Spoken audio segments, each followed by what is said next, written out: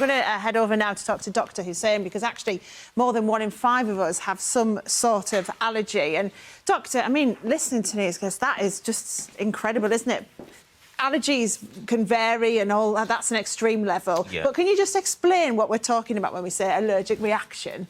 So an allergic reaction is when your body mounts an immune response. So the immune system attacks something that isn't harmful. Maybe it's dust mite, maybe it's pollen, maybe it's food.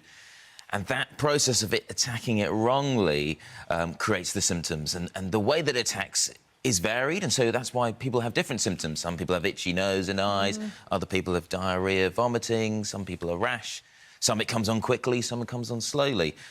We know that it's more common to develop allergies as you're a kid, and those with eczema are more likely to develop allergies. We think it's because of that loss of skin barrier protection. So kids that have severe eczema, in particular at a very young age, and Nia had mentioned that, you know, she got it pretty much from day one, they're more predisposed.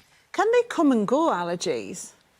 Yeah, definitely they can. In both ways. Like many kids that have allergies to certain foods or things in the environment, it can very much subside and disappear as they get older. But also people and adults in, let's say, the middle of age can develop new allergies to things that they've been exposed to for a long period of time. So the science in this is improving, but we still have a lot of grey area which we don't understand. Yeah, because it's interesting. I have got quite a few allergies. Nothing, obviously, on Nia's level. But I wonder if I've grown out of some of them. But, like, for example, penicillin, it always gets written all over my medical notes. No, penicillin. But I was about 7 or 8 when I had my allergic reaction. So who knows whether that's still there. But I guess this is what you have to think about all the time, because it could be really dangerous. That's a really good example you mentioned with penicillin allergy. Like, we believe that the vast majority of people labelled with penicillin allergy don't have a penicillin allergy, because often, as you say, sometimes you grow out of it from an initial reaction, but sometimes just an intolerance to the penicillin that gets labelled as an allergy.